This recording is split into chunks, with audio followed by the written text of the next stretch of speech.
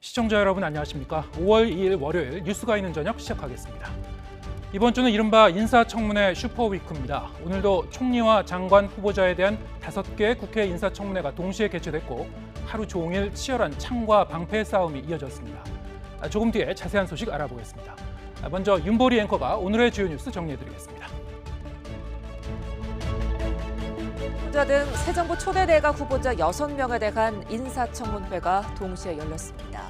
한 총리 후보자 청문회에선 김앤장 고문료 20억 원과 배우자 그림 판매에 대한 전관 예우 논란, 론스타의 외환은행 인수 개입 의혹 등이 검증대에 올랐습니다.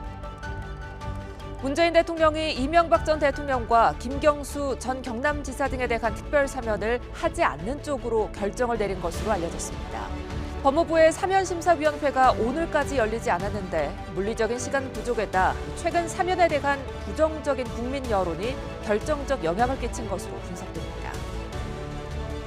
오늘부터 실외 마스크 의무 착용 조치가 해제됐습니다. 첫날 거리의 시민들은 아직 대다수가 마스크를 착용했지만 일부 학교에서 3년 만에 운동회가 열리는 등 달라진 일상 회복의 모습도 눈에 띄었습니다. 러시아와 우크라이나의 전쟁이 장기화하는 가운데 러시아가 핵 공격까지 거론하며 서유럽과의 전쟁으로 확전하려는 움직임도 보이고 있습니다. 프랑스에 있는 전문가를 화상으로 연결해서 최근 재선에 성공한 마크롱 대통령에게 주어진 역할과 전쟁에 대한 서유럽의 시선 확인해 보겠습니다. 네, 한덕수 국무총리 후보자의 국회 인사청문회를 시작으로 본격적인 청문 전국이 시작됐습니다. 한 후보자에 대한 청문회 첫날 20억 고문료와 미국 기업 월세 임대 그리고 부인 그림의 판매 등을 놓고 여야의 난타전이 벌어졌습니다. 고액 보수에는 몸을 낮췄지만 월세 관련해서는 강하게 반박하기도 했습니다. 먼저 김세호 기자가 보도합니다. 새 정부 인사의 첫 국회 인사청문회 대상자로 나선 한덕수 국무총리 후보자. 곧바로 한 후보자의 퇴직 이후 김앤장에서 받은 20억 원 고문료와 전관 예우 의혹에 민주당 공세가 집중됐습니다. 회전문에서도 역대급입니다. 도대체 김앤장에서 20억을 받으면서 무슨 일을 했느냐? 아무런 답변을 해주지 않으셨습니다. 한 후보자는 법무법인 고문으로 재직할 당시 공무원들에게 특정 사안에 대해 부탁한 바가 없다며 전관 예우나 이해 충돌 의혹을 부인했습니다. 다만 고액 보수 논란에 대해선 많은 액수라고 생각하지는 않지만 국민의 눈높이에는 높은 수준이라며 고개를 숙였습니다. 우선 국민의 눈높이에서 봤을 때 높은 그러한 수준의 봉급을 받았다 하는 것에 대해서 좀 송구스럽다 하는 말씀을 드리고요. 통상고위직 시절 자신의 집을 외국계 회사에 빌려주고 임대료를 받은 것이 이해 충돌 아니냐는 지적에는 강한 어조로 반박했습니다. 그 기업들이 후보자가 차관으로 있는 통상산업부, 산하 공기업들, 가스공사, 석유공사 이런 데서 온갖 특혜를 받았는데 그거를 본인이 모르고 있었다. 이건 너무 무책임한 말씀 아니신가요? 만약 저 사람들이 저 때문에 특혜를 받았다면 증거를 내주세요. 무책임한 게 앞으로 아니고 후보자께서 국무총리를 무책임한 하시더라도 게 아니고요. 황당하다는 말씀을 드리는 겁니다. 황당하다. 한 후보자 배우자의 그림을 산 구형주택이 미국에 진출한 과정에 개입한 것 아니냐는 의혹도 도마에 올랐습니다. 저는 부영주택의 미국 진출에 뭔가 후보자께서 도움을 주셨기 때문에 그렇지 않냐 이런 합리적 의혹을 제기한다는 겁니다. 아니 요청이 있으면 도울 수 있죠. 그러나 부영은 단 한 번도 그런 요청을 한 적이 없습니다. 그러니까 다시 말해서 아무 역할도 하지 않았다. 전혀 접촉이 없습니다. 반면 국민의힘은 한 후보자가 공직 경력과 능력 면에서 정당한 보수를 받았다며 엄호에 집중했습니다. 국정 전반에 대한 이해도가 상당히 높다는 점에 비춰보면은 김앤장 고문이 순수한 사적 이익을 목적으로 했다고는 보기 어렵고 청문회 내내 여야는 한 후보자가 총리로서 부적합하다, 문제가 없다, 서로 한치의 물러섬 없이 치열하게 맞섰습니다. YTN 김세호입니다. 네, 한덕수 총리 후보자 청문회에서는 또 우리 정부와 론스타의 소송 과정에서 한 후보자가 정부에 불리하게 진술했다는 의혹도 제기됐습니다. 가족의 재산 형성 과정, 한 후보자의 고향 등을 두고도 거친 공방이 이어졌습니다. 이경국 기자입니다. 더불어민주당은 한덕수 후보자의 과거 론스타 관련 발언을 문제 삼았습니다.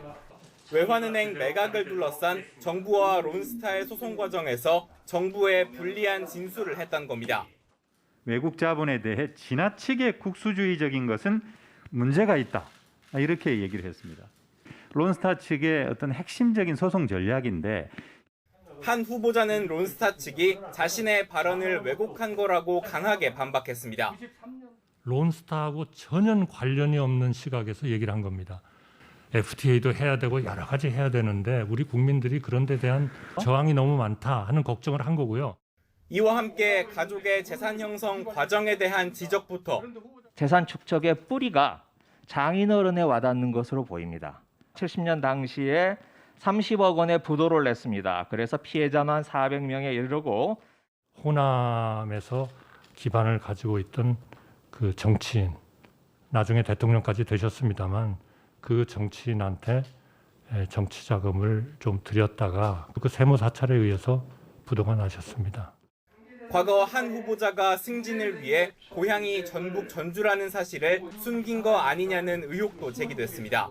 유신 시절에 엄혹한 시기에 공직생활을 하셨던 분 입장에서 고향이 본인의 경력에 별로 도움이 되지 않는다라고 생각하실 수 있는 측면이 있습니다. 스스로 서울이라고 해달라라고 요청하시거나 그런 적은 확인한 적은 절대로 없습니다. 한 번도 없고요. 제가 그렇게 살아오지 않았습니다. 공세를 쏟아낸 민주당과 달리 국민의힘은 방어선 구축에 주력했습니다. 이미 한 후보자가 지난 2007년 노무현 정부 당시 한 차례 검증을 통과하지 않았었냐는 겁니다. 돈을 굉장히 많이 벌어졌다. 뭐 불법적인 거로 벌은 것처럼 이렇게 자꾸 얘기를 하셨는데 제가 봤을 때는 굉장히 청렴하고 많이 번 만큼 세금을 또 다 내셨거든요.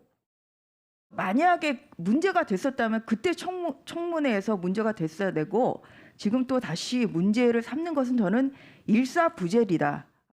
남은 한 차례 청문회에서는 전관예우 의혹 등과 관련해 증인들과 참고인들이 잇따라 출석할 예정이어서 공방은 더 거칠어질 것으로 보입니다. 검수완박 전국과 겹쳐 한덕수 후보자 인준은 난항이 불가피할 것으로 예상되는 가운데 전국 주도권을 잡기 위한 여야 신경전에 정책 검증은 뒷전으로 밀리고 있습니다. YTN 이경국입니다. 더불어민주당은 내일 본회의에서 형사소송법 개정안을 마저 처리해 검수완박 입법 절차를 매듭짓고 중대범죄수사청 설립 논의를 서두를 방침입니다. 본회의를 막을 방법이 없는 국민의힘은 문재인 대통령의 거부권 행사를 거듭 촉구한 데 이어 지난달 30일 국회 충돌 사태를 고리로 총력 여론전으로 대응하고 있습니다. 박기환 기자입니다. 검찰청법 개정안이 국회를 통과한 지 사흘 만에 형사소송법 개정안이 다시 본회의 표결에 붙여집니다. 과반 의석을 가진 더불어민주당은 이번에도 무난한 의결을 자신하고 있습니다. 두 법안이 모두 국회 문턱을 넘으면 민주당이 검찰개혁 일환으로 추진해온 검찰수사권 폐지 입법 절차는 일단 마무리됩니다. 이번 검찰의 수사 기소 분리는 과거 인권유린과 정치 개입 등을 일삼았던 군과 국가정보기관의 개혁에 이어 비정상적인 독점 권력을 정상화하는 과정의 일환입니다. 반면 지난달 30일 6탄전을 불사하며 총력 저지를 시도했던 국민의힘은 문 대통령이 법안을 공포해선 안 된다며 거부권 행사를 거듭 촉구했습니다. 문재인 대통령님, 검수완박 거부권 행사는 지난 5년간의 실정을 조금이나마 덜어낼 수 있는 마지막 기회입니다. 최소한 마지막이라도 대통령다운 모습을 보여주시길 바랍니다. 또 박병석 국회의장을 막아서다 여성 의원 일부가 다친 일을 쟁점화해 검수완박 입법 부당성을 민심에 호소했는데 민주당 역시 가만히 있지 않았습니다.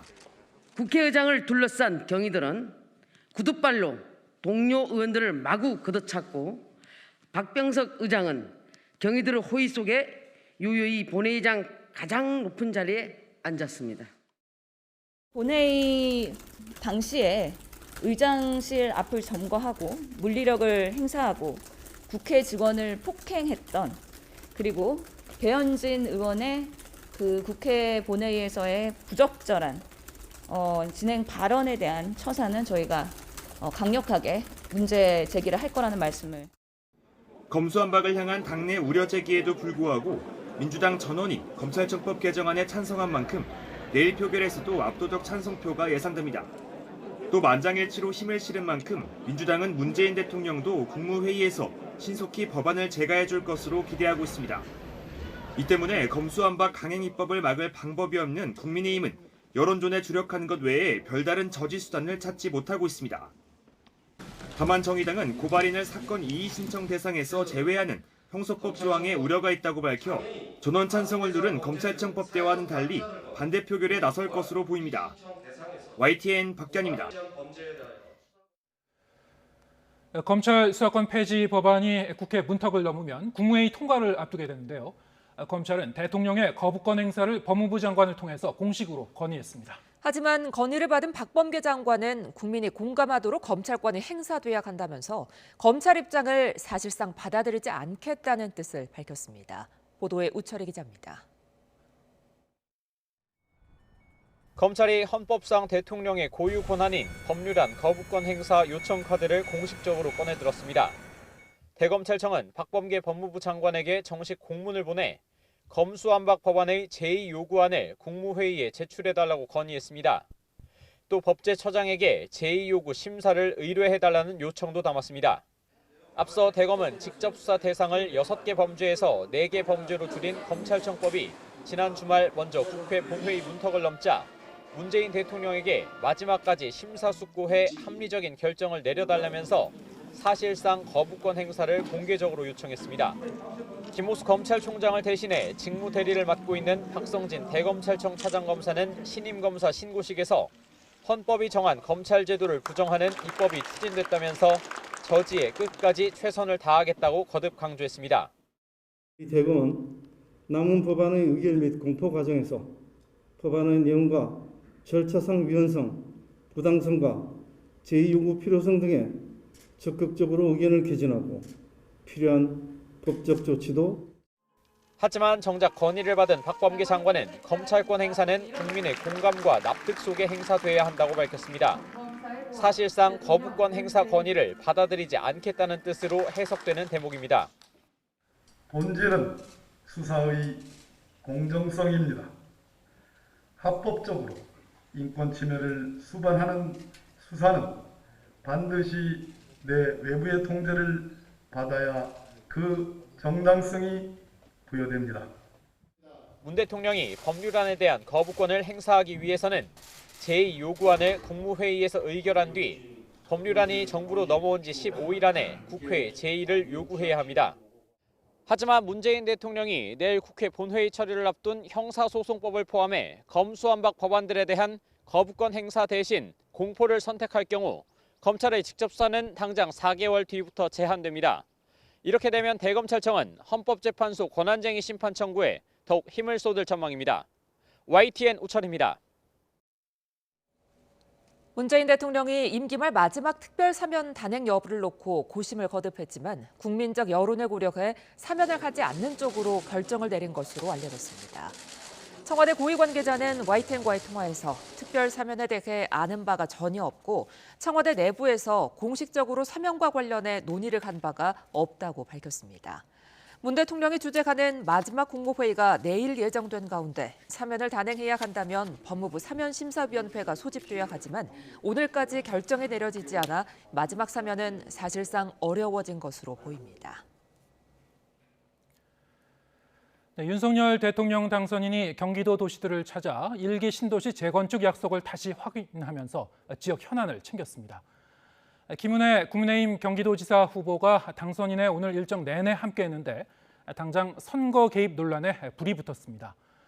현행 공직선거법을 보면 공무원과 기타 정치적 중립을 지켜야 하는 사람은 선거에 영향을 미치는 행동을 하면 안 된다고 규정하고 있는데요. 대통령 당선인이 여러 권한을 갖고 있지만 당선인의 정치적 중립 의무에 대해서는 공직선거법을 비롯해서 현행 법령에 명확한 법 규정이 없는 것으로 해석되어 왔습니다. 이런 배경을 참고하시고 조은지 기자의 리포트 보시기 바랍니다. 이른바 약속과 민생의 행보 6번째 지역 경기도에서 윤석열 당선인은 지역마다 가려운 부분을 정확하게 꼬집었습니다. 일산 수도권 광역철도 GTX-A 건설 현장에서 터널을 들어가서 설명을 듣고 주민들과 만나서는 1기 신도시 재건축 약속은 반드시 지킨다고 말했습니다. 1기 신도시의 종합적인 도시 재정비 문제를 신속하게 추진할 테니까 제가 선거 때 약속드린 거는 반드시 지킵니다. 감사합니다. 수원에선 군비 현장 소음 피해를 호소하는 주민들에게 이전 장소를 원만하게 찾도록 대폭 지원하겠다고 했고, 용인 전통시장에서도 지역 발전 공약을 외쳤습니다.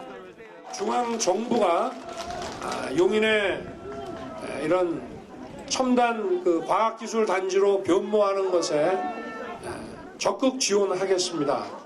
대통령 혼자만으로 할 수 있는 문제가 아닙니다. 6일 지방선거를 꼭 30일 앞둔 날 최대 승부처로 불리는 경기도에서 윤 당선인은 대변인이었던 김은혜 국민의힘 경기지사 후보와 내내 함께했습니다. 1기 신도시 주민들이 원하는 게 다이 리모델링인가요?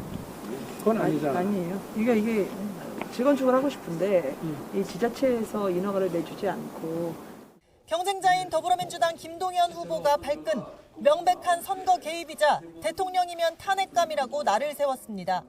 대통령 당선자나 또는 인수위가 지나치게 선거 개입하는 모습을 보이면서 그저 대변인으로서 당선자의 아바타 역할을 했을 뿐입니다. 당선인 측은 국민의 기대가 겁나냐며 지난 총선 때 문재인 대통령 일정을 한번 보라고 받아쳤습니다. 지난 총선 때 대통령께서 어떤 일정을 보내셨는지 보시기 바랍니다. 윤석열 대통령에 대한 기대, 국민들의 어떤 기대, 그런 게 겁나는 겁니까? 당선인은 공무원 신분이 아니라 현행 공직선거법에 저촉되는 건 아니지만 취임을 일주일여 앞둔 때라 논란이 확산하는 모습입니다. 대선 직후 대구 경북을 시작으로 호남과 부산 경남, 인천과 충청까지 윤 당선인의 잇단 광폭 행보에 정치권이 촉각을 곤두세우고 있습니다. YTN 조은지입니다.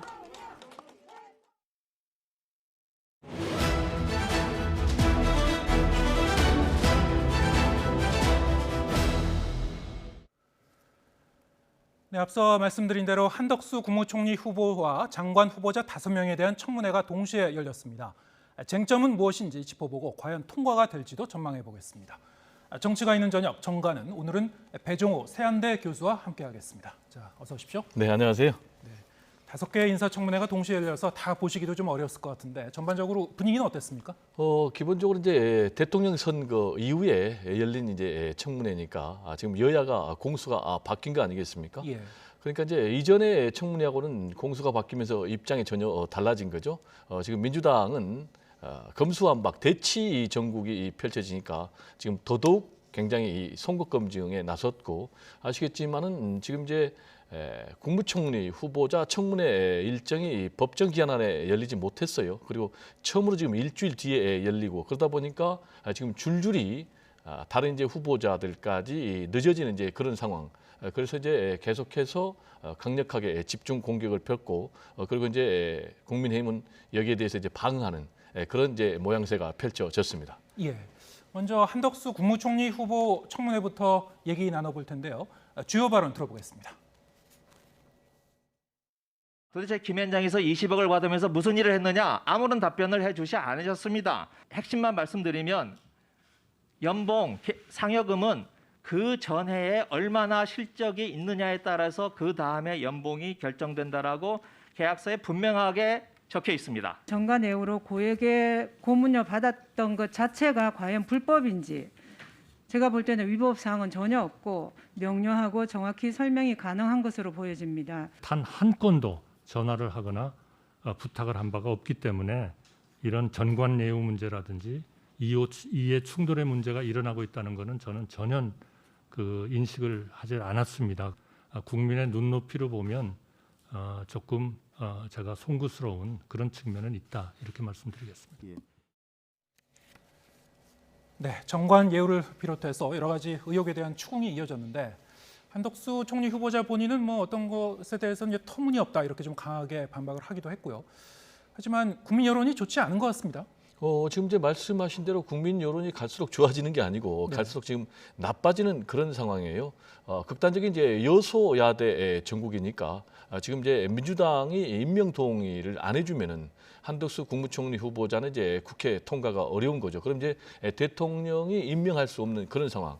그럼 이제 이걸 돌파할 수 있는 힘은 결국 이제 국민 여론인데 앵커께서 말씀하신 대로 지금 국민 여론이 좀 나빠지고 있어요. 결국 이제 과거의 전관예우 문제라든지 고액 고문료라든지 이해 충돌 문제 이런 것에 대해서 좀 부정적인 평가가 높아지고 있는 것 같은데 지금 KSOI 한국사회 여론연구소 여론조사를 보면은 찬성이 36인데 비해서 반대는 46%로 굉장히 반대가 높은 상황이에요.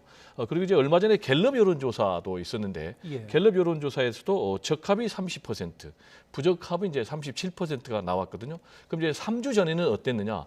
적합이 우세했어요. 그런데 이제 한 3주 만에 부적합 여론이 15%포인트 높아졌는데 이런 건 이제 아까 말씀드린 대로 국민의 눈높이에서 보면 4년 4개월 근무하고 그러니까 고문으로 김현장에서 과연 20억을 받는 게 맞는지라는 이제 그런 부분 그리고 이제 보면은 청와대에 있다가 김현장 갔다가 다시 이제 국무총리 갔다가 다시 김현장 갔다가 다시 이제 국무총리 로 지금 하겠다는 이런 이제 회전문 인사 경력에 대해서 국민들의 좀 눈높이가 굉장히 따가운 것 아닌가 이렇게 생각이 되고요. 여기에 대해서 이제 민주당이 굉장히 질타하니까 좀 어느 정도 자세를 좀 낮췄어요. 국민의 눈높이에는 좀 맞지 않는 것 같다. 다만 뭐 이해 충돌이라든지 전관에는 전혀 없었다라고 이제 본인 해명을 했고요. 그리고 나와서 후보의 공무원들에게 전화 한 통 한 적이 없었다. 이렇게 또 해명을 했어요. 그런데 이제 김의겸 민주당 의원은 나한테 18차례나 전화를 하지 않았느냐.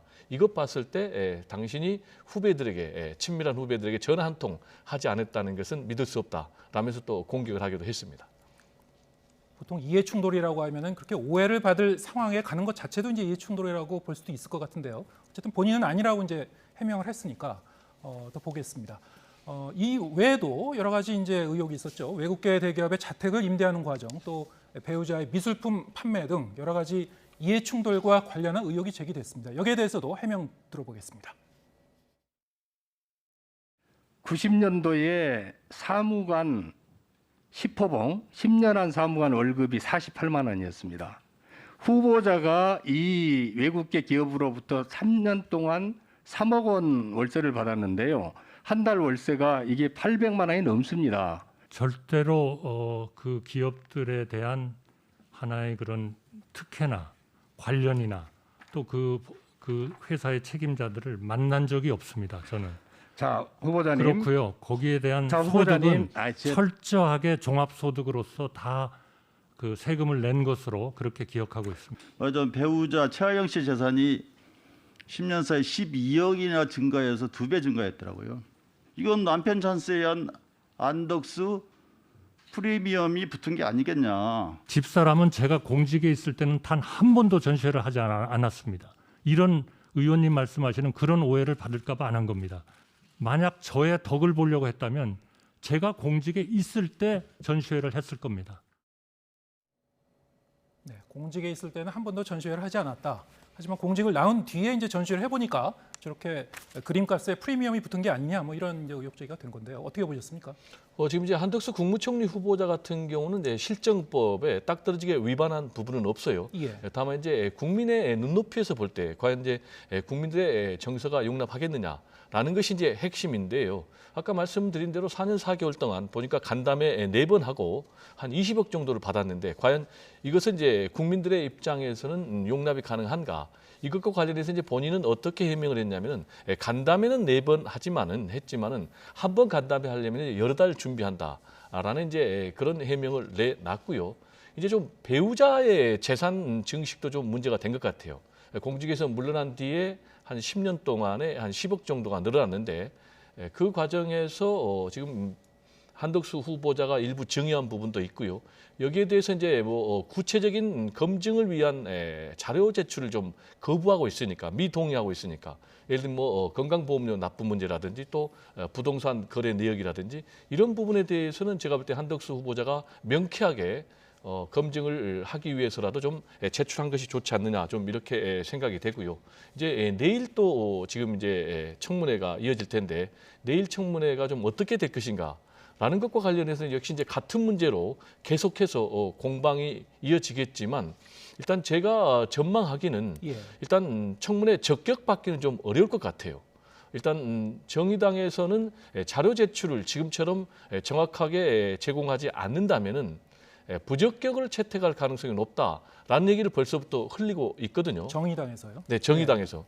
그리고 이제 민주당에서는 말씀드린 대로 지금 검수완박 관련해서 완전히 대치 정국 아니겠습니까? 그리고 또 지금 헌법에 보면은 국무총리 후보자는 국회 임명동의 절차를 거쳐야 되는데 장관 후보자는 국회 임명동의 절차를 거치지 않아요. 그렇기 때문에 만약에 한덕수 국무총리 후보자가 국회의 임명동의 절차를 통과를 한다면은 다른 장관 후보자를 한덕수 총리 후보자가 제청을 하면은 대통령이 국회에 미동의 그러니까 청문회 채택이 안 되더라도 지명할 수 있게 되기 때문에 결국 이제 청문회 연계 전략에 따라서 제가 볼 때는 민주당도 내일 부적격 판정을 내릴 가능성이 굉장히 높지 않느냐 이렇게 전망이 좀 됩니다. 네, 만약에 지금 말씀하신 것처럼 인준이 안 된다고 하면은 김부겸 총리가 대신 제청을 해야 되는 건가요? 말씀드린 대로요. 지금 이제 윤석열 대통령 당선인은 5월 10일 날 취임식을 갖지 않습니까? 당초에는 그러면 취임식과 동시에 내각도 출범한다. 이런 계획이 있었지 않습니까? 근데 헌법에 말씀드린 대로 국무총리가 장관 후보자를 제청을 하면 대통령이 임명하도록 돼 있기 때문에 국무총리가 공석이면은 제청의 주체가 사라지는 것이니까 내각을 구성할 수 없게 되는 것이죠. 그래서 5월 10일 날 출범할 수 없게 되는 것이죠. 그래서 이제 앵커께서 말씀하신 대로 그러면은 어떻게 해야 되느냐라는 문제가 남아 있는데 따라서 이제 현 김부겸 총리가 장관 후보자를 제청하는 그런 방법밖에 없는데요. 실제로 이제 우리의 역대 사례를 좀 보면은요, 김대중 정부가 출범할 때 김종필 초대 국무총리 후보를 지명을 했지 않습니까? 그런데 당시에 이제 야당에서 강력히 반대를 해가지고 한 6개월 가까이 서리로 있었고 그래서 김영삼 정부의 마지막 총리가 고건 총리였거든요. 그래서 그분이 제청해서 내각을 구성한 이제 그런 사례가 있었고 또 이제 문재인 정부에서도요 탄핵에 의해서 갑자기 대선이 치러지는 바람에 인수인계 절차가 없이 취임을 바로 했거든요.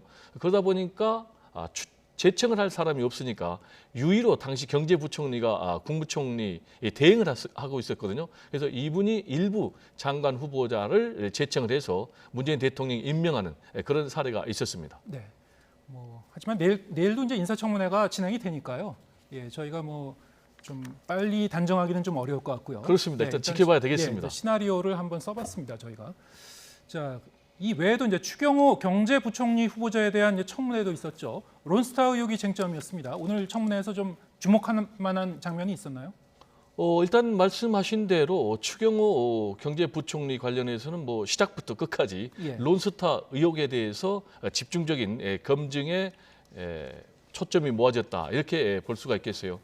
특히 이제 추경호 경제부총리 후보자 같은 경우는 외환은행을 매각을 할 때 론스타 이때 이제 재경부의 은행제도 과장이었고 그리고 또 론스타가 이걸 이제 매각을 하고 먹튀 논란 할 때는 이제 금융위의 부위원장을 했거든요.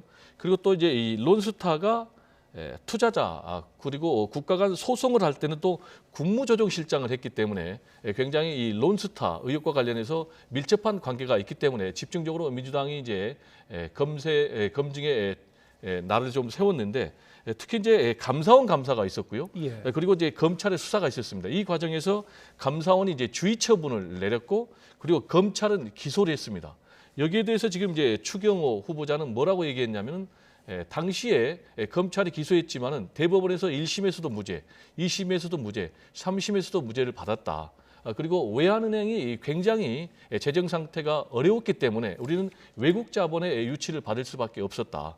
그리고 이 과정에서 한 점의 불법도 없었고 또 사사로운 개입이 없었다. 그리고 당시에 주가가 3,000원 정도밖에 안 됐는데 이렇게 이제 외국의 자본을 들어와 가지고 정상화하는 바람에 이게 이제 굉장히 주가가 올라가지고 결국 한 7만 명 정도의 소액 주주들이 오히려 도움을 받는 그런 결과가 나왔다고 본인은 해명을 했습니다. 네.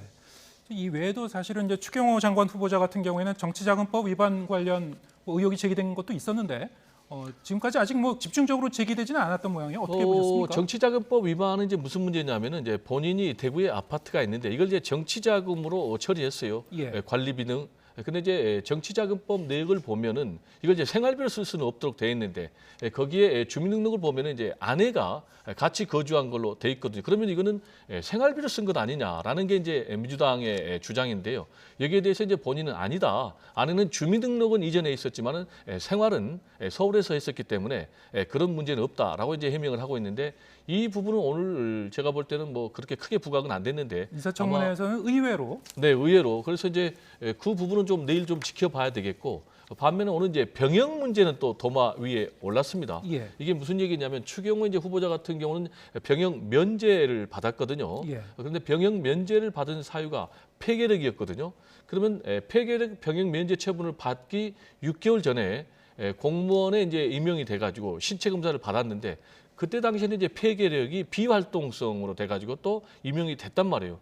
그러면은 과연 당시에 본인이 이 폐결핵 관련해서 치료를 받은 적이 있느냐? 그 자료를 제출해라라고 지금 민주당은 요구하고 있는 상황입니다. 예.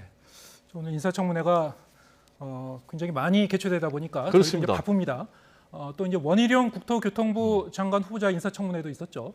자, 원희룡 후보자 같은 경우는 사실은 이제 대장동 일타 강사로 이제 유명해졌는데 그렇습니다. 공교롭게도 자신도 이제 개발사업 특혜 의혹을 받고 있죠. 오늘 이 점이 좀 집중 부각이 됐습니까? 그렇습니다. 지금 이제 원희룡 후보자 같은 경우는 오등봉 근린공원 이 특례 사업이 가장 집중적인 검증의 대상이 됐는데요. 이게 보면 이제 민주당에서 주장하기를 너무 민간 수익률이 과다하다. 전체적으로 보면 전체 사업비의 8.9%가 수익률로 돼 있거든요. 근데 일반적으로 보면은 다른 사업은 이제 4에서 6% 정도밖에 수익률이 안 되는데 왜 이렇게 높게 수익률을 보장을 해줬느냐? 예. 이거 일종의 특례 아니냐? 그리고 이 사업을 보면은 컨소시엄에 제주도 공무원들이 좀 가기도 했고, 그리고 이 사업의 뭐 측근 지인들 또 뭐 이웃 사촌들도 다 연결돼 있다. 이렇게 주장을 하면서 이거는 그야말로 제주도판 대장동 사업이다라고 이제 공세를 펼쳤어요. 여기에 대해서 이제 원희룡 후보자는 아니다. 일절 그런 것은 사실 아니다면서 세 가지 본인이 환수 장치를 내걸었다라고 주장을 했어요. 첫 번째는 일반적으로 이제 공원 특례 사업을 하면 이제 70% 정도는 이제 공원 용지를 하는데 제주도 오등봉 사업 같은 경우는 87%를 지정을 했다. 그리고 또 사업 여부와 관계없이 100억 원을 확정 기여해서 환수를 했다. 그리고 또 초과이익 환수 조항을 넣었다. 이렇게 본인은 해명을 했습니다. 네. 자, 이 외에도 또 이제 업무 추진비 사용 내역도 이제 문제가 된 게 있어요. 그렇습니다. 이제 단골 식당에 쪼개기 좀 의혹이 나오고 있는데요. 이렇게 된 것은 2년 8개월 동안 특정 식당에 한 1,800만 원어치를 사용을 했단 말이에요. 그래서 몰아주기 아니냐.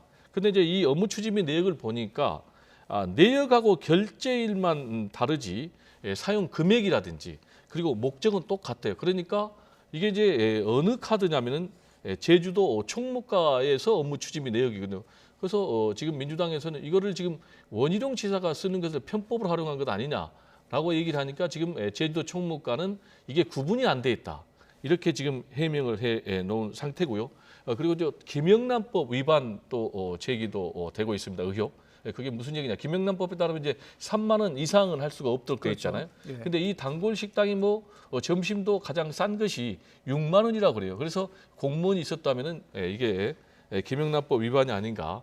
또 그리고 일부에서는 또 현금을 업무 추진비로 썼다는 그런 의혹이 나오고 있다라고 하고 있는데 지금 오늘 이제 역시 또 자료 제출 문제가 또 도마 위에 올랐어요. 그래서 특히 이제 민주당 같은 경우는 만약에 우리가 검증에 필요한 자료를 제출하지 않는다면은 형사 고발도 할 수 있다라면서 으름장을 놨습니다. 그리고 또 하나는 이제 지금 이제 원희룡 후보자가 국회 인사청문회 하기 전에 유튜브를 통해서 본인 이제 해명을 했거든요. 그래서 셀프 해명을 하는 것은 상당히 이제 국회 인사청문회 정신을 좀 훼손하는 것이다라면서 민주당에서 경고를 했습니다. 네.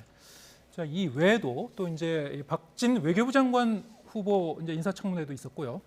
또 한화진 환경부 장관 후보, 박복윤 문체부 장관 후보자 청문회도 이제 진행이 됐는데, 앞서 저희가 이제 언급한 다른 이제 청문회에 좀 약간 가려진 측면도 좀 있는 것 같아요. 네, 아무래도 이제 뭐 한덕수 국무총리 후보자라든지 원희룡 후보자의 검증에 초점이 모아지다 보니까 말씀하신 대로 다른 후보자는 좀 언론에라든지 이런 초점이 좀 상당히 비껴가는 면이 있었는데 박진 외교부 장관 후보자의 경우는 역시 아들이 도박업체에 근무한 것 아니냐라는 게 이제 집중적으로 검증의 대상이 됐고요. 여기에 대해서 이제 박진 후보자는 아니다. 아들이 근무했던 그 업체는 소프트웨어 개발 업체다. 라고 해명을 하면서도 그렇지만 좀 본인의 부도덕한 소치라고 생각하면서 또 자세를 낮추는 그런 모습을 보였고요. 역시 이제 박보균 문화체육부 장관 후보자 같은 경우는 친일 역사관 문제가 좀 문제가 됐어요. 그래서 이제 본인이 역시 문제가 된 것은 다 칼럼 때문에 문제가 됐는데요. 이제 이명박 전 대통령이 재임 시절에 독도를 방문했지 않습니까? 그래서 이 독도 방문에 대해서 좀 부적절하다라는 그런 이제 논조의 칼럼을 실으면서 좀 문제가 있지 않느냐. 그러면은 앞으로 당신이 문화체육부 장관에 지명이 돼서 업무를 시작을 한다면은 독도를 방문하겠느냐라고 얘기하니까 독도를 또 방문하겠다라고 얘기를 했다가 또 국민의힘에서는 또 문제 제기를 하니까 이걸 또 다시 본보가는 그런 소동도 벌어졌고요.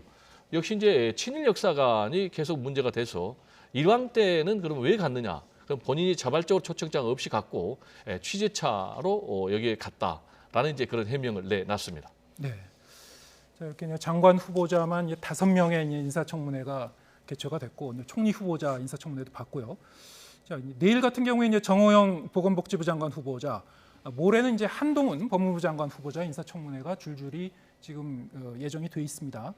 전부 이제 민주당 쪽에서 이제 벼르고 있는 이제 청문회이기도 한데요.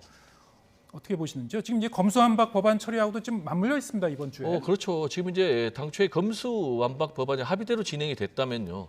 민주당도 상당 부분 인사청문회에 협조할 수밖에 없는 그런 이제 협치 정국으로 가는데 말씀하신 대로 합의가 파기되고 또 일방 처리하는 과정에서 지금 대치 전선이 강력하게 형성이 되어 있기 때문에 그 대치 전선의 찬 기운이 지금 청문회까지 영향을 미칠 수밖에 없는데요. 역시 이제 핵심 쟁점은 두 가지 아니겠습니까? 과연 앞으로 5월 10일 이전에 그럼 이제 정상적으로 이게 출범할 수 있는지라는 것, 그것과 관련해서 현실적으로 불가능하다. 왜냐하면 지금 이제 11일까지 이영 중소벤처기업부 장관 후보자의 청문회 일정이 잡혀 있고 그리고 이제 권영세 그리고 김현수 두 장관 후보자는 아예 청문회 일정이 아직까지 잡혀져 있지 않기 때문에 5월 10일까지 윤석열 정부의 내각이 다 구성이 되기는 좀 어렵고요. 그 두 번째는 과연 그럼 몇 명이 낙마할 것인가라는 게 이제 좀 궁금한 대목인데 지금 이제 국민의힘에서는 아무리 많아도 1명 이상은 안 된다.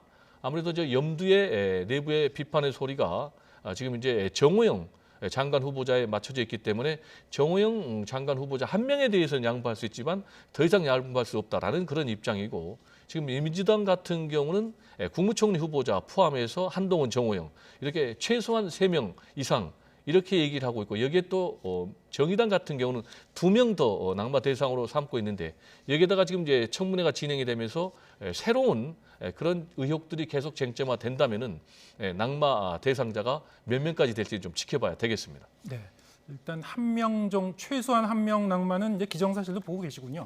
저는 개인적으로 그렇게 보고 있고 아마 국민의힘도 그렇게 생각하고 있는 것이 아닌가 이렇게 생각이 됩니다. 예, 알겠습니다. 자, 오늘 배정호 세한대 교수와 함께 인사청문회 전망해봤습니다. 고맙습니다. 네, 감사합니다.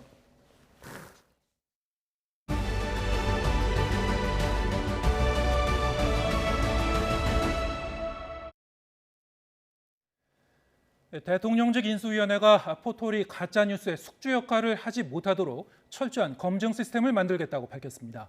또 모든 데이터가 연결되는 디지털 플랫폼 위에서 새로운 가치를 창출하는 디지털 플랫폼 정부를 구현해 나가기로 했습니다. 강희경 기자의 보도입니다. 언론사 선택과 뉴스 배열까지 포털이 사실상 뉴스 편집권을 행사한다는 게 대통령직 인수위원회가 내린 판단입니다. 언론 위에 언론 역할을 하면서 자체 알고리즘으로 오히려 가짜뉴스의 숙주 역할을 해왔다는 겁니다. 이에 따라 인수위는 투명성과 신뢰성을 높이는 방향으로 포털 뉴스를 대대적으로 손보기로 했습니다. 먼저 전문가를 중심으로 네이버, 카카오의 알고리즘 검증 시스템을 만들겠다고 밝혔습니다. 알고리즘이 중립성을 담보하는 것처럼 보이지만은 알고리즘이 사람의 편집보다 어쩌면 더 위험한 결과를 초래할 수도 있기 때문입니다. 네이버, 카카오 뉴스 제휴 평가위원회도 개선됩니다. 밀실 심사에서 벗어나 모든 회의의 속기록 작성을 의무화해 공개하고 위원 자격 기준을 법에 규정할 계획입니다. 또 포털에서 기사를 이용하려 할 때 해당 언론사 홈페이지로 연결되는 아웃링크 도입을 단계적으로 추진해 궁극적으로 포털 편집권을 없애는 방안도 검토할 방침입니다. 포털이 본연의 기능인 뉴스 매개자 역할을 충실히 하여 뉴스 생태계가 건전하고 공정하게 조성될 수 있도록 하겠습니다. 이와 함께 인수위는 모든 데이터가 연결되는 디지털 플랫폼을 기반으로 정부를 운영해 나가기로 했습니다. 데이터를 기반으로 복지 사각지대를 해소하고 정밀 예측과 조기 경보 등으로 정책 의사결정 과정을 개선하는 것은 물론 실손보험 간편 청구와 청년 일자리 AI 매칭, 청약정보 통합 조회 등이 가능해질 전망입니다. 국민들은 정말로 편안하고 기업들은 혁신하고 그리고 또 정부는 유능하고 투명하고 일 잘하는 정부가 되게 될 겁니다. 다만 데이터가 한 곳에 모이면 보안이 더 취약해질 우려가 큰 만큼 처음부터 전국적 단위로 시행하기보다 시범 사업을 넓혀 나가면서 문제점을 보완해 나간다는 방침입니다. YTN 강희경입니다. 이재명 민주당 상임고문과 관련해 성남FC 후원 의혹을 재수하는 경찰이 오늘 성남시청을 압수수색했습니다. 성남FC 후원금 의혹은 이재명 고문이 성남시장 재직 시절에 성남FC의 구단주로 있으면서 기업으로부터 후원금을 유치했고 이들 기업은 건축 인허가 등 편의를 받았다는 내용입니다. 자, 지금 화면에 보시는 것처럼 2018년에 고발이 됐지만 경찰 수사가 3년 넘게 늦어졌다가 지난해 9월에 증거가 충분치 않다면서 무혐의 처리됐었는데요. 이후에 올해 초에는 검찰이 수사 여부를 검토하는 과정에서 성남지청장이 수사 요청을 반려했다는 의혹이 제기되기도 했습니다. 자, 이런 우여곡절 끝에 오늘 경찰이 다시 강제 수사에 착수한 건데요. 이번에는 다른 결론이 나올지 관심입니다. 송재인 기자의 보도입니다. 경찰 수사관들이 파란색 상자를 들고 잇따라 사무실을 빠져나옵니다. 이재명 민주당 상임고문을 둘러싼 성남FC 후원 의혹을 재수사하는 경찰이 성남시청을 압수수색한 겁니다. 의미 있는 자료 확보하셨나요? 어떤 자료 중점적으로 확보하셨나요? 정책기획과와 도시계획과, 건축과, 체육진흥과와 정보통신과 등 5개 부서가 압수수색 대상입니다. 이재명 고문이 성남시장일 당시 FC 구단주로서 관내 기업들로부터 후원금 160억여 원을 받고 건축 인허가 같은 편의를 제공했는지 살펴보기 위해 당시 사업 관련 자료를 확보한 것으로 보입니다. 성남FC 의혹 사건과 관련해 경찰이 성남시 자료를 확보한 건 이번이 처음은 아닙니다. 지난 2018년 정치권 고발로 같은 사건을 수사할 때에도 성남시에서 계좌 자료 등을 이미 제출받았는데 이를 토대로 3년 동안 진행한 수사의 결론은 무혐의 처분이었습니다. 이 고문과 성남FC 그리고 후원 기업들 사이에 뇌물죄가 성립한다 볼 증거가 부족했기 때문입니다. 하지만 고발인 측이 이의를 제기하고 검찰도 보완 수사를 요구하면서 대선을 앞둔 지난 2월 사건은 또다시 경찰 손에 쥐어졌습니다. 보완 수사에 착수한 지 석 달 만에 강제 수사인 만큼 여러 해석이 나오고 있습니다. 수사를 지휘하는 경기 남부청의 최승열 청장이 기자간담회를 열 때마다 이재명 고문 관련 사건의 압수수색이 이뤄졌습니다. 이번을 포함해 지난달 4일에는 최 청장 기자간담회 직전 이 고문의 아내 김혜경 씨의 법인카드 유용 의혹과 관련해 경기도청을 압수수색했습니다. 현재 최승열 경기남부청장은 차기 경찰청장 후보군에 속해 있습니다. 이에 경찰은 검찰이 보완 수사를 요구한 내용을 살펴보기 위해 절차대로 진행한 수사일 뿐이라며 여러 해석에 선을 긋고 있습니다. 이번 재수사로 경찰이 이전에 내렸던 무혐의 결론이 뒤집힐지 관심이 집중되고 있습니다. YTN 송진입니다. 10억 원대 횡령 의혹이 불거진 한국노총 전국건설산업노조 진병준 위원장이 자신의 혐의를 시인하는 내용의 육성 파일을 YTN 취재진이 단독으로 확보했습니다. 최악의 경우 실형을 살 수 있다면서도 증거인멸 정황까지 털어놓으면서 구속은 피할 수 있을 거라고 자신감을 드러냈습니다. 이준엽 기자가 보도합니다. YTN 보도로 횡령 의혹에 불거진 한국노총 전국건설산업노조 진병준 위원장. 노조비를 반복해서 현금으로 인출하거나 업무와 무관하게 법인카드를 사용하는 등 다양한 방식으로 3년 동안 10억 원 넘는 돈을 가로챈 정황이 각종 자료로 확인됐습니다. 진 위원장은 지난달 YTN 취재진과 통화에서 잘못된 부분이 있으면 노조 규약에 따라 상식적 차원에서 처리될 것이라는 원론적 입장만 밝힌 채 말을 아꼈습니다. 마땅히 노조위원장으로서 잘못된 부분이 있으면 노조의 규약에 따라서 다 이루어지니까 상식적인 선에서 다 움직일 겁니다. 될 수 있으면 뭐든지 1차 조사가 좀 끝난 다음에 해주셨으면 하는 게. 그런데 YTN 취재진은 최근 진 위원장의 속내가 담긴 음성 녹취 파일을 확보했습니다. 지난 3월 22일 충남 천안시에 있는 카페에서 산하지부 간부와 단둘이 면담한 내용인데 횡령 혐의를 스스로 시인하는 육성이 담겼습니다. 난 잘못되면 단계 5개로 들어갔다 오는 거고 그것도 이제 재판관은 100% 불구속인데 그걸 노리는 건 난 그걸 막는 거고 막을 수 있을 것 같아. 집행유예는 100%야. 내가 한 건 횡령이야. 개인이 아니야. 진 위원장은 자신이 횡령한 돈 대부분을 다시 넣어뒀기 때문에 경찰도 구속할 수 없을 거라고 확신합니다. 하지만 YTN 취재 결과 되돌려놓은 조합비는 일부에 불과했고 대부분은 실제로 갚지 않고 가짜 차용증으로 서류만 꾸민 경우가 많았습니다. 횡령되는 게 집어넣으면 이제 경찰 입장에서 실적으로 올리면 때리면 지켜주는데 무시하고 금액을 전혀 안 넣잖아. 그럼 바로 구속시키고 할 수 있어. 근데 60% 거의 70% 땅을 다 넣어버리잖아. 이건 변제 의사가 있는 거야. 그럼 못 넣어. 진 위원장은 또 재판에 넘겨지더라도 검사 출신의 전관 변호사를 선임하면 큰 문제가 없을 거라며 집행유예에 대한 자신감도 피력합니다. 저는 내가 볼 때 지금 상황이면 검사 잘 가면 충분히 막을 것 같아. 그러면 100% 집행유예. 특히 현금으로 빼돌린 돈 일부에 대해선 있지도 않은 직원 인건비로 줬다는 허위 확인서를 써뒀다며 증거 인멸을 한 정황을 털어놓기도 했습니다. 그다음에 순동이 그놈은 늘 게 없는 게 한테 모든 2016년에 신천지에 준다고 그걸 다 줬어. 사인했다. 전인지도 내고 다.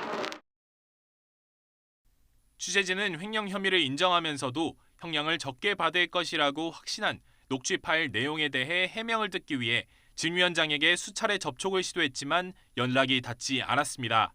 YTN 이준엽입니다.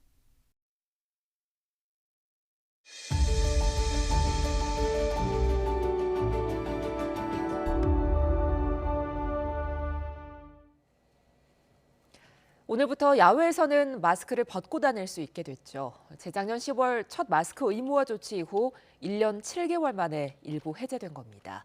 시민들은 일상 회복이 다가오는 걸 반기면서도 아직은 익숙하지 않은 듯 대부분 마스크를 쓴 모습이었는데요.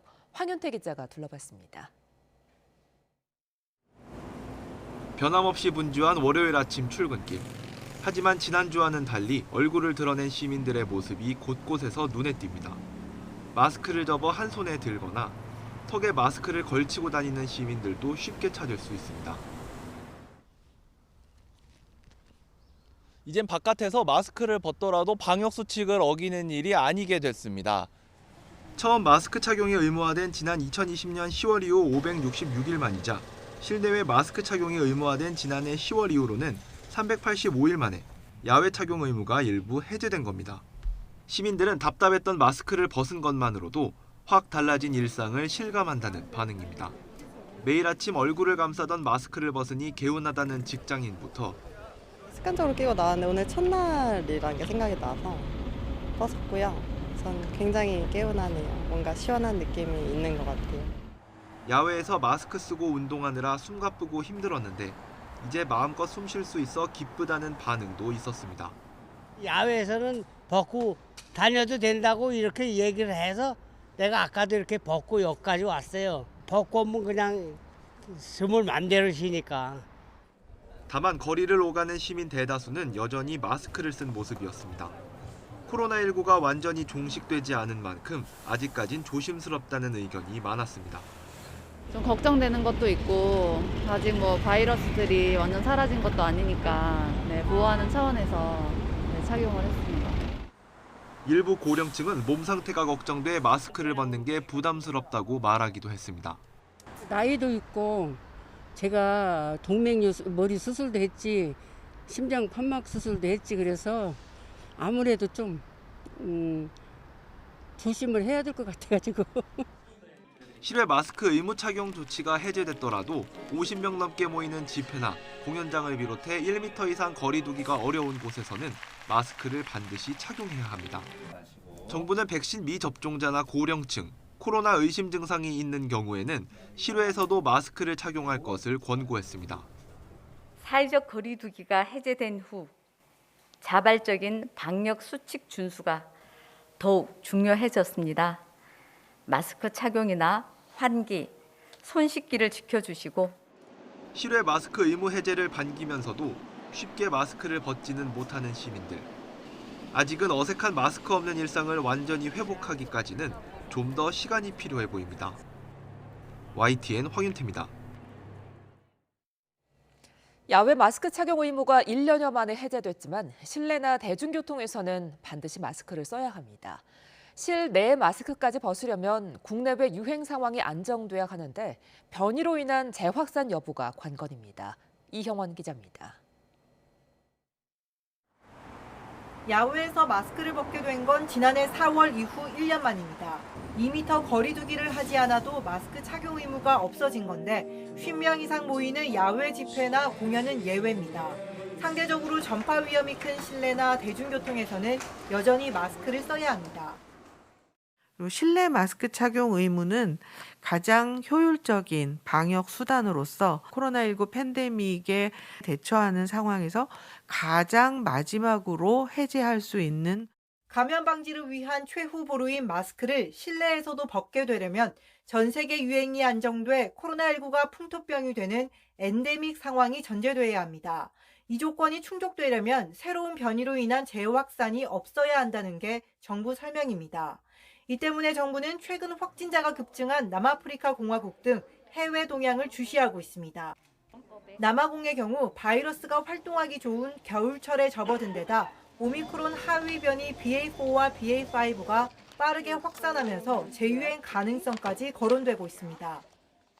면역 회피 능력을 약간 획득할 수 있는 가능성이 있기 때문에 전파력은 높을 수 있는 반면에 위중증 화율은 거의 오미크론이라고 볼 수가 있고요. 국내에서의 확인은 아직까지 되고 있지 않은 상황이어서 확진자에게 부여된 7일 격리 의무를 해제할지는 이달 23일쯤 결정됩니다.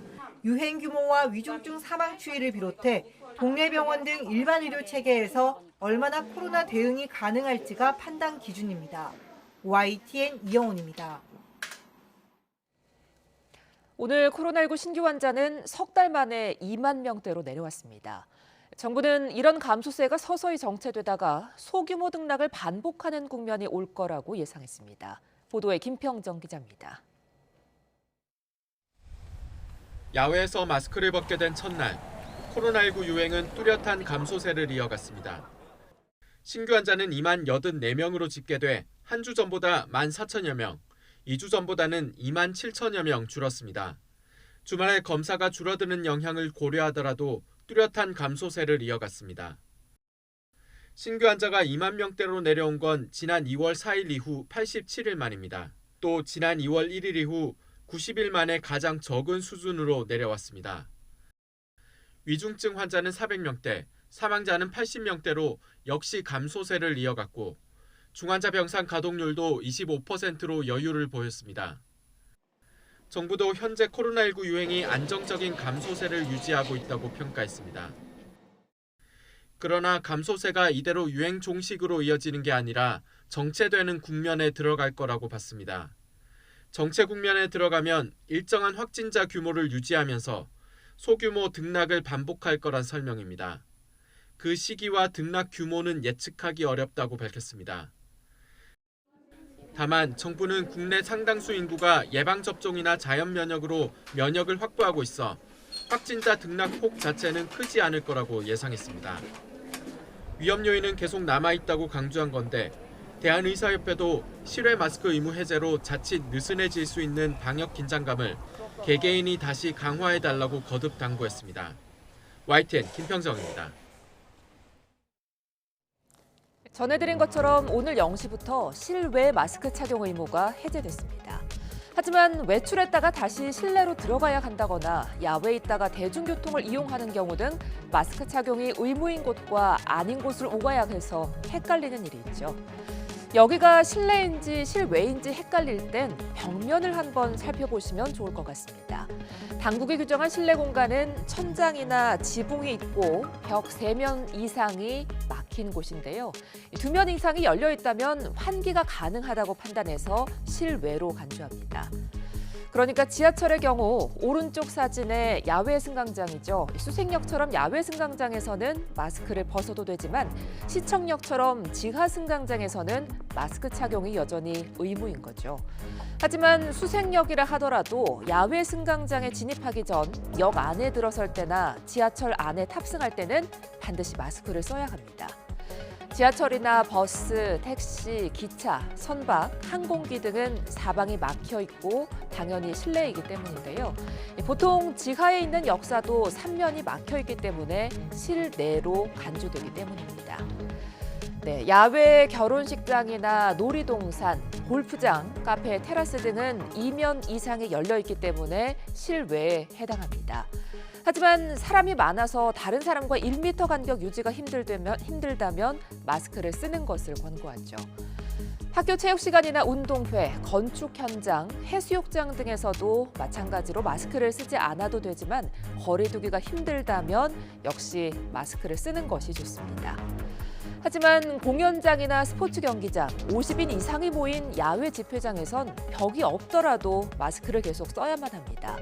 사람이 많이 모여 있는 데다 특성상 함성이나 합창을 하는 경우가 많기 때문에 침방울이 튈 우려가 있기 때문이죠. 이곳에서 마스크를 쓰지 않는다면 이전과 같이 10만 원 이하의 과태료가 부과될 수 있는데요.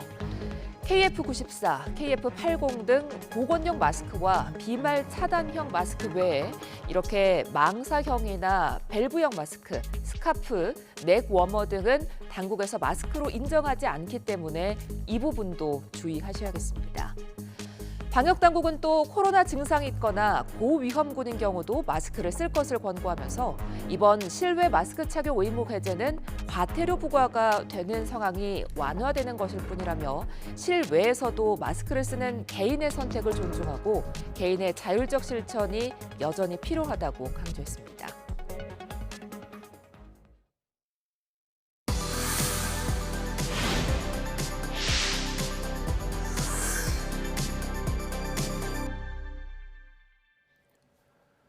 네, 우크라이나 마리우폴의 아조스탈 제철소에 고립됐던 민간인 대피가 시작됐습니다. 러시아가 관련 영상을 공개했는데 볼로디미르 젤렌스키 대통령과 국제적십자위원회도 민간인 대피가 이루어지고 있다고 확인했습니다. 김선희 기자가 보도합니다. 버스를 향해 걸어가는 피난민들. 짐을 들고 고단한 걸음을 재촉합니다. 버스들이 줄지어 서 있고 피난민을 태운 차들이 차례로 출발합니다. 러시아 국방부가 마리우폴 아조우스탈 제철소에서 민간인을 대피시키는 영상을 공개했습니다. 볼로디미르 젤렌스키 우크라이나 대통령과 국제적십자위원회도 아조우스탈에서 민간인 대피가 시작됐다고 확인했습니다. Більше 100 людей евакуйовано. Операція продовжується. Все це сталося завдяки саме контролю президента України Володимира Зеленського, Антоніо Гутєреша, МКЧ. 젤렌스키 대통령은 100여 명으로 구성된 첫 번째 팀이 230km 떨어진 자포리자에 도착하고 유엔과 다른 팀도 대피시키고 있다고 말했습니다. 그동안 아조우스탈에 숨어 있었던 공장 직원 나탈리아 씨도 비로소 안도의 한숨을 내쉬었습니다. Зашли, да, по своей воле, как бы, как, да, работники комбината, спастись. А когда мы поняли, что это приближается к нам, и нам страшнее, страшнее, страшнее, и мы попытались... 하지만 아직도 우크라이나군 2천여 명 이외에 민간인 수백 명이 제철소 안에 갇혀 있습니다. 러시아군은 이곳을 봉쇄하며 여전히 우크라이나군 고사 작전을 펼치고 있습니다. 다가오는 9일 2차 세계대전 승전 기념일에는 우크라이나의 전면전을 선언할 수 있다는 관측이 나오며 긴장감이 고조되고 있습니다. YTN 김선입니다.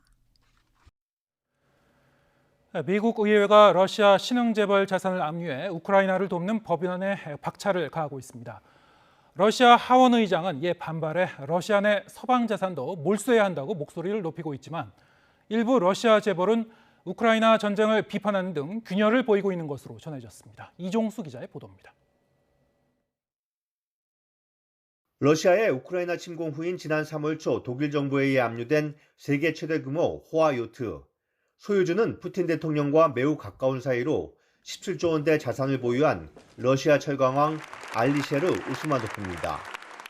미 바이든 행정부는 우스마노프 등 우크라이나 침공을 지원한 러시아 신흥재벌 올리가르의 19명을 제재해 이들의 자금줄을 옥죄었습니다. 47명에 이르는 그 가족들에 대한 비자도 제한했습니다. 이를 시작으로 러시아 올리가르히를 줄곧 압박해온 미 정부와 의회는 이들 자산을 압류해 우크라이나를 직접 지원하기 위한 법안 마련에 박차를 가하고 나섰습니다. I will be adding provisions that allow us to go after the oligarchs, take their money, and send it right to Ukraine. 앞서 바이든 대통령이 미 의회에 우크라이나 지원을 위해 42조가 넘는 예산을 요청하면서 러시아 올리가르의 자산 동결과 압류를 위한 법안 처리도 주문한 데 따른 겁니다. I'm also sending to Congress a comprehensive package of that will enhance our underlying effort to accommodate the Russian oligarchs and make sure we take their ill-begotten gains. 현행 규정상 미국이 몰수한 자산은 법무부의 자산몰수기금으로 들어가 주로 범죄 희생자 보상과 수사기금으로 사용돼 우크라이나 지원에 활용하기는 쉽지 않은 상황입니다. 이에 반발해 바체슬라프 볼로딘 러시아 하원 의장은 서방이 러시아 재벌의 호화 요트와 별장을 도둑질하고 있다며 러시아 내 서방 자산도 몰수해야 한다고 주장했습니다. 하지만 서방으로부터 자산을 몰수당한 일부 올리가르히는 최근 우크라이나 전쟁에 대한 비판 목소리를 내는 등 균열을 보이기 시작했다고 워싱턴 포스트가 보도했습니다. 다만 이러한 불만은 서방 제재에 대한 러시아 정부 대응에 초점을 맞추고 있고 푸틴 대통령을 직접 겨냥하지는 않고 있는 것으로 전해졌습니다. YTN 이종수입니다. 네, 우크라이나 전쟁이 2달이 넘게 계속되고 있는 가운데 우크라이나 사태 해결사를 자처했던 프랑스 마크롱 대통령이 최근 재선에 성공했습니다. 러시아 우크라이나 갈등 상황과 관련해서 마크롱 대통령이 구체적이고 실질적인 해결책을 내놓을 수 있을지 관심을 모으고 있는데요. 인문결 연구소 임상훈 소장과 함께 짚어보겠습니다. 자, 임 소장님 안녕하세요. 네, 안녕하십니까? 네, 지금 화상으로 연결하고 있는데요. 프랑스 파리에 가 계신 걸로 알고 있습니다. 무슨 일로 가 계신 건가요? 국제 문제를 보다 보면 국내에서 보는 것하고 또 국제에서 보는 시각하고 다를 수 있죠. 그래서 자주 나오는 편입니다. 네, 현장에서 그렇게 이제 프랑스의 현지 분위기를 잘 느끼실 수 있을 텐데 최근에 마크롱 대통령이 재선의 고비를 넘겼죠. 자, 그 의미를 어떻게 짚어볼 수 있을까요? 사실 5년 전에 마크롱 대통령이 당선이 됐을 때 최연소 5공화국 들어서 최연소 대통령이었죠. 그리고 이번에는 20년 만에 재선에 성공을 하는 또 기록을 세우게 됐는데 사실 5년 전에도 선출직에 전혀 경험이 없었던 정치 신인이었죠. 그런데 대통령이 당선이 되고 전혀 정당도 없이 당선이 된 이후에 한 달 만에 중도 정당을 만들어서 거대 여당을 만들었고 새로운 정치 실험을 많이 했습니다. 그런데 이제 도전 속에서 미숙한 대응도 굉장히 많았죠. 사실 프랑스는 그동안에 진보와 보수가 상호 간에 견제를 하면서 정치를 이끌어 왔는데 국민들의 눈높이에 맞추지 못하는 그런 모습을 최근 들어서 21세기 들어서 많이 보여줬습니다. 프랑스 국민들은 이제 중도의 어떤 그 새로운 선택을 그 기회를 주었는데 어떻게 보면은 그 미숙한 대응이 많았고 국민의 실망도 역시 많았다 볼 수 있습니다. 그런데 여전히 마땅한 다른 대안을 찾지 못한 프랑스 국민들은 다시 마크롱 대통령을 선택했다. 어떤 의미에서는 그래서 마크롱 대통령이 정치적 행운하다 이렇게 볼 수도 있는 것이죠. 네. 네, 지금 말씀하신 대로 이제 5년 전에 2017년에 이제 중도 정당을 표방하고 대통령에 당선이 됐을 때만 해도 상당히 많은 이제 관심을 모았고 기대를 모았었는데요. 지금 말씀하신 대로 지난 재임 기간 동안에 여러 가지 이제 국민들의 실망도 있었다고 말씀해 주셨습니다. 자, 그런 것 때문인지 이번 선거 결과를 보면 재선에도 불구하고 마냥 좋아할 만한 분위기는 아닌 것 같은데요. 또 투표율도 좀 낮았다고 하죠. 자, 유권자들의 관심이 좀 낮아졌던 이런 이유, 현재 프랑스가 직면하고 있는 문제 무엇으로 볼 수 있을까요? 사실 그 프랑스의 문제를 볼 때는 우리와 공통적으로, 그러니까 우리 시대에 모든 나라가 이제 공유하고 있는 그런 문제점, 그 다음에 프랑스 고유만의 문제점 두 가지로 나눠 볼 수 있을 것 같습니다. 사실 어느 나라나 겪고 있는 우리나라를 포함을 해서 그런 문제는 정보혁명, 세계화 이후에 그 물질적 풍요가 어느 때보다 이제 많이 우리가 누리고 있죠. 무한 지식도 누리고 있고, 그런데 이제 기존 체제의 그 프레임이 균열이 되면서 불투명한 미래, 이게 이제 공통적인 큰 불안감으로 이제 자리 잡고 있지 않습니까? 청년들의 불신이 그만큼 불안감과 함께 높아지고 있는 것이고, 기존 정치권에 대한 청년의 불신, 근데 청년뿐만 아니라 노년들 역시 미래가 불안한 건 마찬가지입니다. 그러다 보니까 예를 들어서 지금 현재 프랑스 같은 경우에는 연금 개혁 문제, 국가는 능력이 안 될 것 같은데 그렇다고 해서 방치할 수는 없는 이런 어떻게 보면은 치료하기 굉장히 어려운 그런 문제에 봉착하고 있는 것, 이것이 어떻게 보면 프랑스도 모든 그 선진국과 마찬가지로 같이 가지고 있는 그런 문제라고 할 수가 있죠. 네. 지금 이제 마크롱 대통령이 지금 말씀하신 대로 이제 연금 개혁 문제 이것을 이제 꺼내 들었는데, 자, 지난 2018년에도 저희가 기억해 보면요, 유류세 인상으로 인해서 이제 노란조끼 시위가 벌어졌었죠. 그때가 이제 마크롱 대통령의 큰 이제 그 위기였던 것 같은데요. 자, 그러면 이 재선에 성공하고 난 뒤에도 그런 일이 벌어질 가능성이 있는 겁니까? 어떻습니까? 어떻게 전망하고 계신지요? 아무래도 이제 재선을 했기 때문에 마크롱 대통령은 기존에 자신의 정치적인 어떤 그 계획이랄까 이런 것들을 더 강하게 밀어붙일 가능성은 있습니다. 아무래도 이제 자신감이 바탕이 되겠죠. 그런데 그 마크롱 대통령의 정치적 미래가 마냥 밝은 것만은 아닙니다. 왜냐하면은 지금 그 한 달여 후에는 총선이 예정이 돼 있는데요. 그러니까 프랑스는 대선과 총선이 한 달 간격을 가지고 5년 임기로 같이 연동이 되어 있습니다. 그런데 그 총선에 대한 전망이 마크롱 대통령이 마냥 뭐라고 할까, 그 기대를 가질 만한 그런 전망이 안 나오고 있거든요. 어느 때보다 프랑스 정치 특유의 그 흔히 꼬아비타스용이라고 부르죠. 동거 정부, 그러니까는 대통령과 총리가 서로 다른 정치 세력으로 되어 있는 그 가능성이 어느 때보다 높다. 최근 여론조사를 보면 64%의 국민이 동거 정부의 가능성이 높은 것으로, 그러니까 총선에서는 다른 목소리를 낼 수 있는 그런 가능성이 높게 지금 나오고 있거든요. 그렇기 때문에 만약에 그렇게 동거 정부가 현실화된다면 마크롱 대통령 입장에서는 5년 전 출발했던 그 첫 번째 임기보다 더 힘겨운 그런 그 정치적 일정이 기다리고 있다, 이렇게 볼 수도 있는 것이죠. 네, 지금 6월 이제 총선 얘기를 해주셨는데요. 그러면 현지 언론에서도 6월 총선에서 지금 여당이 과반을 차지하지 못할 수도 있다, 이렇게 전망하고 있는 건가요? 어떻습니까, 현재 분위기는? 네, 맞습니다.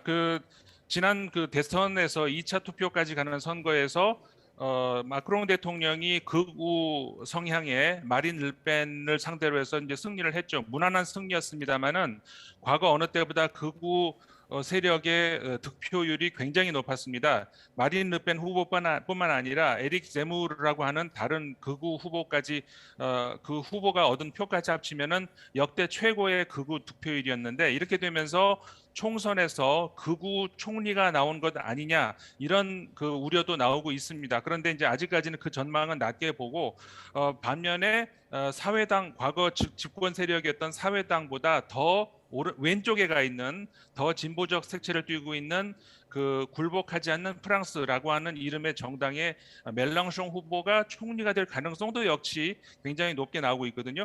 그렇기 때문에 아까 말씀드린 것처럼 지금 그 마크롱 대통령이 집권을 하면서 의회 권력까지 같이 가져가는 것, 이거는 좀 어렵지 않을까라고 하는 전망이 조심스럽게 나오고 있습니다. 예, 알겠습니다. 자, 이 우크라이나 전쟁이 일어난 뒤에 이제 마크롱 대통령이 이 평화 협정 그리고 종전을 위해서 외교적 중재를 이제 계속 중재하는 그런 해결사 역할을 자임하고 왔었는데요.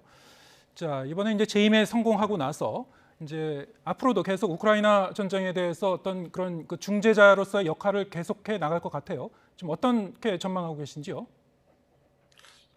마크롱 대통령이 과거에 선출직은 아니었습니다만은 장관직을 했었죠. 올랑드 대통령 하에서.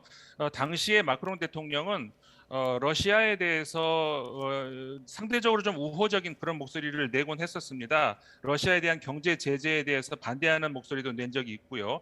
그리고 대통령에 당선된 후에도 푸틴 대통령과 좀 밀접한 그런 그 관계를 가지는 그런 모습도 보였는데 다 알고 있는 것처럼 우크라이나 전쟁 이후에 특히 민간인 학살 의혹이 높아지는 그런 와중에 마크롱 대통령은 어떤 정치인보다 단호한 입장으로 러시아에 대한 제재, 그다음에 우크라이나에 대해서 군사적, 인도적 지원을 하겠다 이런 입장을 보이고 있습니다.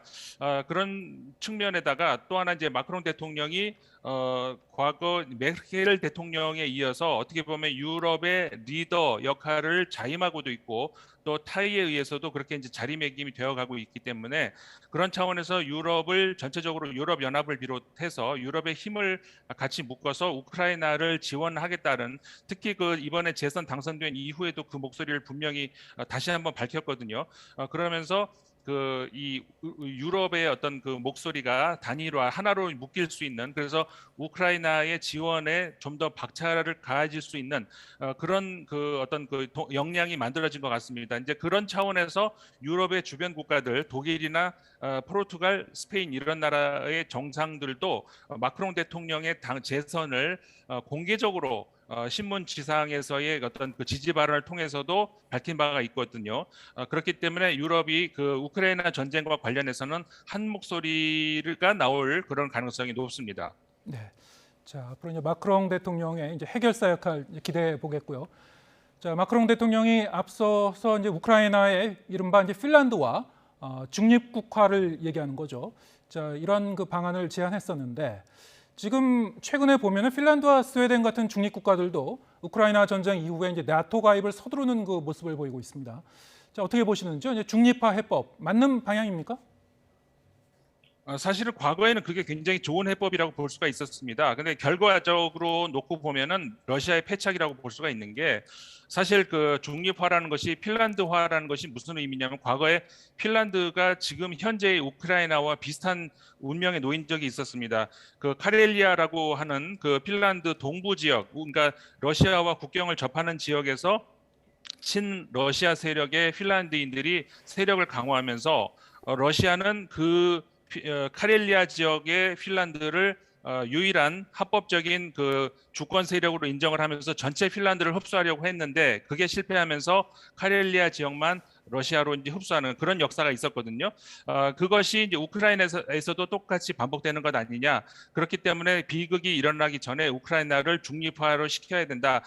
왜냐하면 지금 핀란드는 굉장히 성공한 그 민주국가 모델이 됐기 때문에 그것이 마크롱 대통령을 비롯한 유럽의 목소리였는데 미국이 철저하게 반대를 했었죠. 근데 결과적으로 러시아가 무력 침공을 했고 이렇게 되면서 더 이상 아까 말씀하신 것처럼 핀란드나 스웨덴이나 이 중립을 자처하던 국가들이 지금 빨리 나토로 가입을 하겠다. 그 힘의 균형은 나토의 동진, 소위 말해서 동진 정책이라고 하는 그런 미국의 목소리에 더 부합하는 이런 쪽으로 가고 있습니다. 어떻게 보면 그러니까는 중립화, 이 우크라이나의 중립화의 목소리는 약해질 수밖에 없고, 이 결과적으로 아까 말씀드린 것처럼 러시아의 전략적인 실수다, 패착이다 이렇게 봐야 되는 것이죠. 예, 알겠습니다. 자, 이 우크라이나 전쟁이 이렇게 좀 길어지면서 세계 경제에 많은 이제 파장을 미치고 있고 우리나라에도 이제 불똥이 튀고 있는 그런 상황인데요. 자, 유럽 같은 경우에는 더 직접적인 영향권에 있을 것 같습니다. 지금 상황이 어떻습니까? 말씀하신 것처럼 아무래도 유럽이 직접적인 타격을 받고 있는 것이죠. 사실 최근에 1분기 경제 성적이 나왔는데 유럽의 대부분 국가들이 제로 성장 혹은 마이너스 성장까지 심지어 그렇게 좀 나오고 있거든요. 코로나 이후로 좀 기대를 많이 모았습니다만 결국 기대가 실망으로 바뀌는 그런 양상이고, 특히 일부 식량, 그다음에 에너지의 가격이 폭등을 하면서 소위 말해서 우리가 스태그플레이션이라고 하죠. 그러니까는 물가는 오르는데 성장은 오히려 하지 못하는 그런 위기 의식이 높아지고 있고, 실제 그렇게 될 가능성이 있다는 그런 위기 의식이 높아지고 있는 게 사실입니다. 네, 알겠습니다. 자, 인문결 연구소 임상은 소장과 함께 국제 정세 짚어봤습니다. 고맙습니다. 네, 고맙습니다.